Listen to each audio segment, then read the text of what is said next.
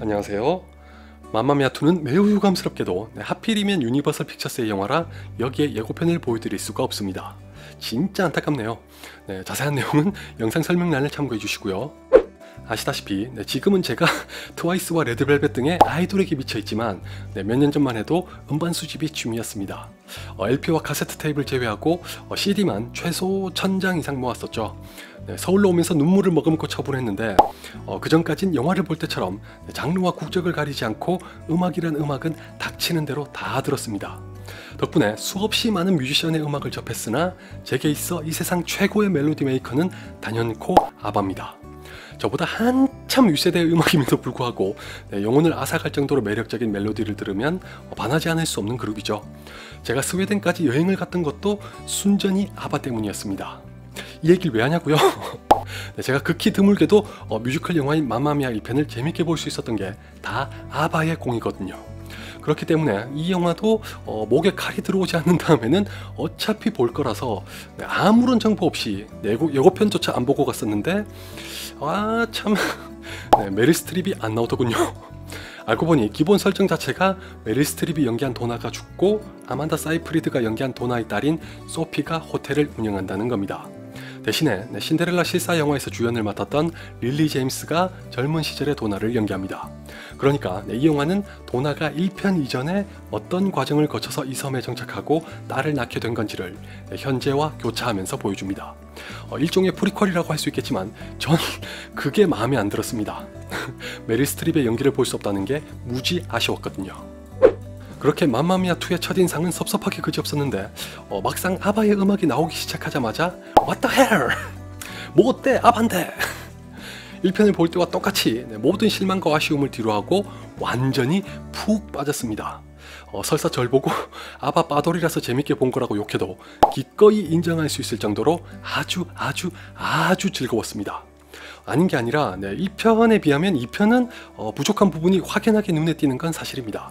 1편의 경우는 물론 아바의 음악만으로도 게임 끝이었지만 메릴 스트립을 비롯한 모든 배우들의 연기와 퍼포먼스에다가 감독의 연출까지 다 좋았고, 특히 마치 원래부터 있었던 것처럼 아바의 노래에 맞춰서 전혀 이질감 없이 흘러가던 이야기까지 정말 매력적이었습니다.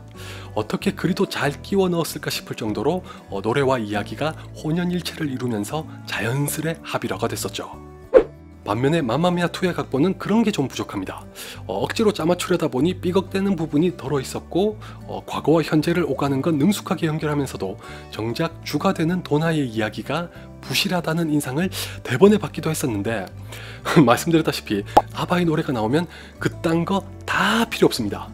실제로 전 쉐어가 등장하는 부분을 보면서 되게 생뚱맞다고 생각하는 중이었는데 그 순간에도 아바의 노래가 나오니까 까맣게 잊어버리고 덩실덩실 춤을 췄습니다. 아바의 노래도 노래지만 여전히 퍼포먼스가 좋아서 용솟음 치는 흥을 도무지 억누를 수가 없더군요. 농담이 아니고 진심으로 바라건대 너의 이름은처럼 싱얼롱이라고 하나요? 맘마미아2도 영화를 보면서 저 같은 관객들이 마음껏 노래를 따라 부를 수 있는 상영관을 마련해야 합니다. 사실 전 다리를 떨면서 소리는 내지 않고 조용히 노래를 따라 불렀습니다. 다행히 심야였고 단골극장은 평소에도 손님이 없는 곳이라서 아무도 못 봤겠지만 전 그렇게나마 신이 나서 어쩔 줄 모르는 욕구를 풀었습니다.